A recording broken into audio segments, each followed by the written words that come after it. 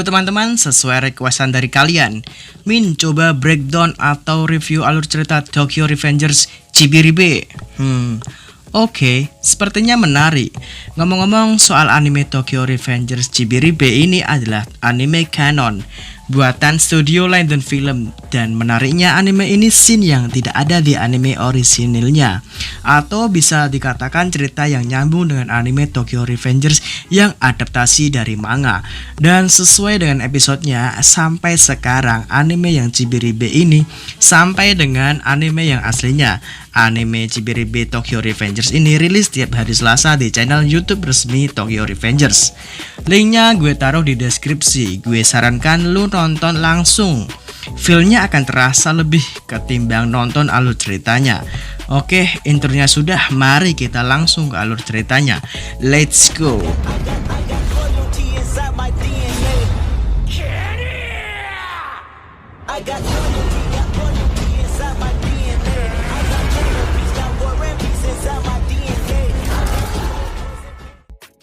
Scene pertama diawali oleh 4 anggota Middle Five, yakni ada Akun, Yamagishi, Takuya, dan Makoto.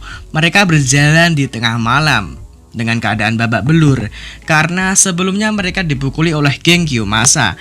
Dengan keadaan begitu mereka gabut dan Makoto bertanya apakah di malam-malam begini ada toko majalah dewasa yang masih buka. Dengan tegas Akun menjawab, dalam keadaan begini kau mau mencari majalah dewasa? Namun Yamagishi sang ensiklopedia preman setuju dengan Makoto. Benar kata Takemichi, Yamagishi yang dia kira pintar karena pakai kacamata, ternyata dia juga mempunyai otak mesum. Sekefrekuensi dengan sama Makoto. Dia sangat capek atas keadaannya yang sudah babak belur dan badannya juga sakit semua. Namun jalan satu-satunya untuk mengobati itu adalah majalah dewasa. Namun Akun tidak mau akan hal itu. Dia mengatakan kalau Yamagishi adalah orang bodoh dan katanya dengan membaca majalah dewasa bisa mengembalikan mood menjadi baik. Tapi itu dibantah oleh Makoto kalau yang dikatakan oleh Yamagishi itu benar. Kalau membaca majalah dewasa itu saat bad mood bisa membuat mood menjadi mood booster. Ya iyalah, karena isi otak Makoto itu mesum. Pasti bisa gitu.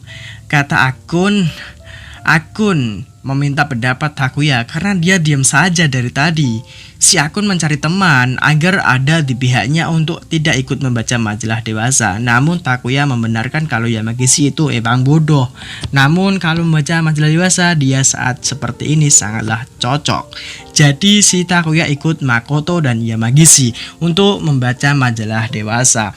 Nah kan si Akun gak ada temannya. Mereka bertiga pergi ke arah sana untuk membaca majalah dewasa. Sebelum itu Takuya berkata ke Akun kalau dengan begini mereka semua tersenyum karena dari tadi semenjak kejadian perundungan oleh geng Kiyomasa mereka gak ada yang senyum. Dengan cara inilah membuat mereka mood kembali. Lalu ada Takemichi dan Yamagishi dengan semangat mengajak Takemichi untuk ke taman mencari majalah dewasa. Namun Akun yakin kalau Takemichi tidak mau. Namun di luar dugaan, Takemichi dengan cepat merespon dengan ikut dengan mencari majalah dewasa itu. Nah, Akun sendirian kan dan diledek oleh Makoto. Setelah mereka mendapatkan majalah dewasa itu, ternyata Akun juga ikut dan membacanya paling serius. Itu ditampilkan dalam post credit scene. Di keesokan paginya ada Takemichi, Makoto, Akun, dan Yamagishi. Mereka berempat sedang santai dan memandangi sebuah bel alarm sekolah. Yap, mereka ingin menekan tombol itu dan agar ada kekacauan di sekolahnya dan punya alasan untuk tidak ke tempat Kiyomasa Gang. Tapi Akun menentang hal itu karena nanti kalau ada petugas yang datang karena bel alarm itu ditekan. Namun kalau cuma masalah bel alarm tidak bisa menjadi alasan kuat untuk menghindari Kiyomasa Gang. Namun Makoto malah menganggap itu ide yang bagus dan dia segera menekan tombol itu. Namun ada Takuya yang datang dan dia tiba-tiba menekan tombol itu dan tombol itu berfungsi. Tapi ketika tadi ada Makoto yang menekan tidak berfungsi dan mereka semua kabur tunggang langgang. Nah kemana? Nah, tanpa disangka malam pun tiba. Lagi-lagi empat semprul ini bareng-bareng bertujuan pulang ke rumah. Namun di perjalanan, Akun dan Takuya sedang memuji kerennya Takemichi yang sudah berani melawan Kiyomasa. Yap, adegan ini sesudah Takemichi melawan Kiyomasa. Namun itu berhenti setelah Maiki dan Draken datang. Namun tiba-tiba Yamagishi dan Makoto mengira itu sedang membicarakan Maiki yang sudah menendang Kiyomasa, dan Yamagishi juga memuji kerennya Maiki saat menendang. Namun Akun berhenti dan berkata kalau dia sedang membicarakan Takemichi, bukan Maiki. Lalu Makoto juga yang tadinya juga membicarakan Maiki, dia juga mengelak dan malah berkata kalau Yamagishi itu bodoh. Namun Yamagishi mengaku ia tidak bodoh dan membuktikan kalau ia mempunyai daya ingat yang kuat.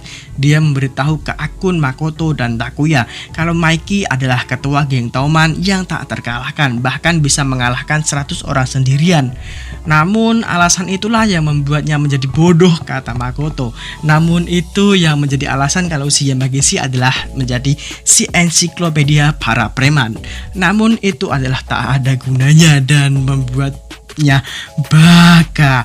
Bahkan semua temannya sepakat kalau Yamagishi itu bego. Baka. Di saat semua orang mengatai Yamagishi bego, Akun melemparkan pisau yang tadinya dia meniatkan dia untuk menggunakannya menusuk Kiyomasa. Namun ia mengurungkan niatnya karena saat itu dia melihat tekad Takemichi yang membara, dan dia saat bersamaan ada Draken dan Maiki datang. Dia mengajak teman-temannya untuk menjenguk Takemichi besok harinya dan melihat wajahnya yang babak belur. Tak terasa pagi pun tiba. Takemichi dan Hina berangkat ke sekolah barengan. Ketika Hina sedang asik membicarakan Naoto yang kalau boker, dia pasti membawa buku dan bokernya lama banget. Namun Takemichi malah menghiraukan hal itu dan ia ingin menggenggam tangan Hina. Namun tangannya gemetar dan malah gak jadi. Di saat itu juga ada lagi dan lagi 4 semprul ini. Mungkin di Cibiribe ini jadi panggungnya si Yamagishi dan kawan-kawan. Yamagishi bertanya kepada kalian, sedang kencankah Takemichi dan Hina ini? Takemichi bilang tidak, namun Hina bilang kalau mereka sedang kencan. Langsung Takemichi sombong kalau ia sedang kencan dong. Lalu Takemichi menyangka kalau mereka stalking dirinya ya, karena mereka tahu kalau dia mau pergi kemana, mengikutinya. Namun apa yang dilakukan oleh Yamagishi dan Takuya?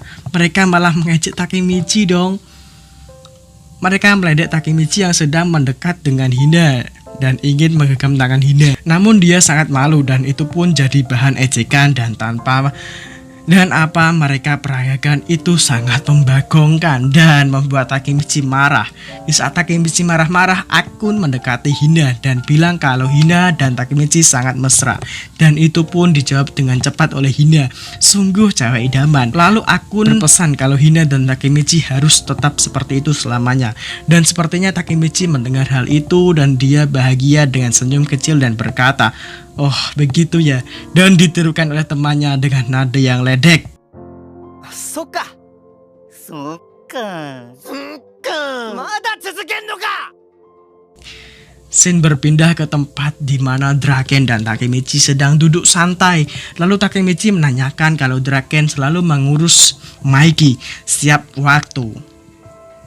Itu karena Takemichi melihat pas Draken memberikan bendera di makanan Maiki. Namun Draken seketika auranya berbeda dan menjadi seakan akan mau memakan Takemichi, serta menanyakan apakah Takemichi mengikutinya kemarin. Tapi ketika Draken mau marah, ternyata dia cuma ngeprank Takemichi. Dia malah mengomentari penyamaran Takemichi saat membututi Draken. Menurutnya itu lawak sekali.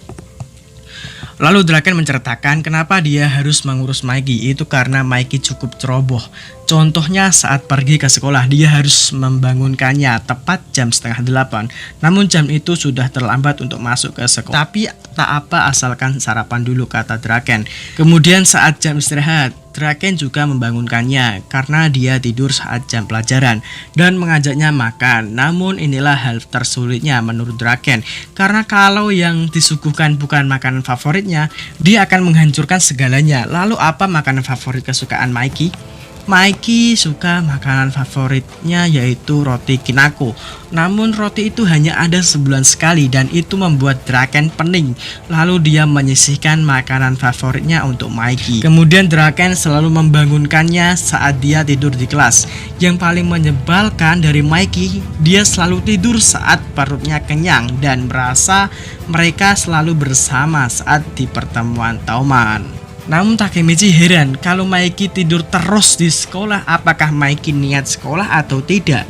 Namun Draken sebagai sahabat karibnya Mikey, dia menentang hal itu karena sekolah tentu saja penting dan rata-rata anggota Tauman itu rapi saat pergi ke sekolah. Ya, esok harinya Draken sedang berjalan dengan Payan, dan Payan ini selalu membicarakan soal wanita yang ada di tempat ekskulnya Mitsuya. Lalu ada Pachin dan anjingnya yang bernama Pochi. Menurut Payan, nama Pochi tidaklah cocok karena anjing itu galak. Si pemilik anjing juga mempunyai otak kecil, sepertinya julukannya Pachin, si otak kecil. Namun Pachin tidak terima, lalu mereka beradu mulut. Namun Draken malah mengajak anjing berdamai dan memeluk anjing itu. Pachin yang melihat itu lalu menyuruh Draken untuk menjaga Pochi jika dirinya terjadi apa-apa nanti. Namun Draken tidak mau, dan itu pun sangat membuat Pachin dan Payan kesal karena harusnya Draken menjawab iya. Namun bagaimana lagi, kalau tidak mau ya tidak mau. Draken Said. Di tempat lain ada 4 sempru lagi yang namanya males gue ketik di skrip ini. Mereka ingin berkunjung menjenguk Takemichi yang sedang sakit. Namun mereka berhenti di jalan karena berpikir untuk memberikan buah tangan yang bersahabat dengan uang saku mereka. Lalu Yamagishi berpikir kalau Takemichi itu orang yang menarik hingga menarik perhatian ketua geng Tauman, yakni Mikey. Menurutnya ketertarikan ini tidak biasa. Dia memprediksi kalau Takemichi akan menjadi pemimpin Tauman suatu saat nanti. Kembali ke topik buah tangan, Yamagishi dan Makoto berpikir kalau mereka ingin memberikan buah tangan berupa majalah dewasa.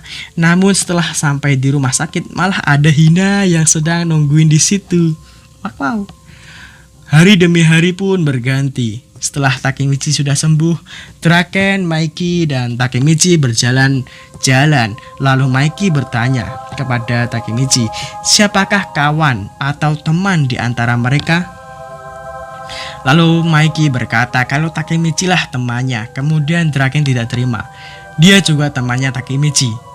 Jadi mereka saling berebutan Takemichi dan saling bertatap muka yang amat seram dengan aura yang sedikit gelap. Mereka akan melakukan hal yang tidak kalian pikirkan. Mereka akan beradu sweet. Dengan sengit Draken memenangkan sweet itu. Namun Mikey tidak terima dan ingin tanding ulang, tapi tidak dengan sweet, tapi dengan entah apa itu namanya. Pikir saja sendiri.